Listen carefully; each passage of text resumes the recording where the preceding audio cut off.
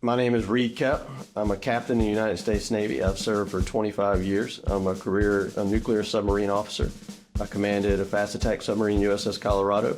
I moved on to Major Command, where I trained and certified all the nuclear operators on aircraft carriers and submarines. And for the last year, I've had the opportunity to have an installation command position at Joint Base Charleston. Moses, what a great leadership example. I think about the time that he was really overburdened with the judgments he had to put across his people and the decisions he had to make. And I think about his father-in-law on the side, who from a leadership perspective was in a functional leadership role. And he advised Moses, he said, you're doing too much and you need to delegate your responsibility. So from a functional position, Moses' father-in-law saw a problem, brought it with context to his leader, gave some recommendations, and I would guess he actually helped Moses come with some solutions on how to find those leaders that could take some of the load off of Moses so that he could focus on other things.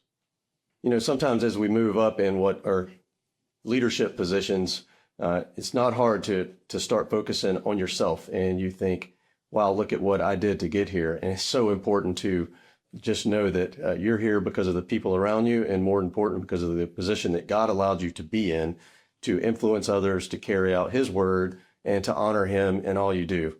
You got to keep an eternal perspective day to day, knowing that the things you do, the decisions you make, the way that you influence others, in the words that you say, and the direction that you give, is just got to be something that honors God. An important thing as a leader is to realize that it's about the accomplishments of others, and that our influence is developing those around us.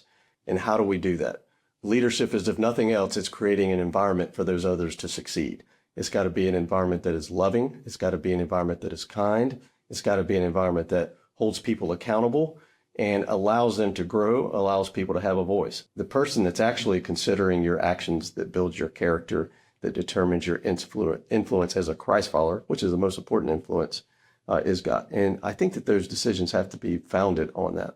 I think about Saul in the Old Testament and how Saul had got hardened to a point to where he didn't want to listen to those under him. And we see where that got Saul, right? And then you look at David, who was a leader, very receptive to feedback from others and influenced others and brought them into powers of position. Now, David didn't always get it right either, but David gave that opportunity for others to shape the environment around him. And that's, I think, how you really influence future leaders, future generations of leaders. You know, I do think that we shape our life by the big decisions we make, but we build our character by the little decisions we make every day.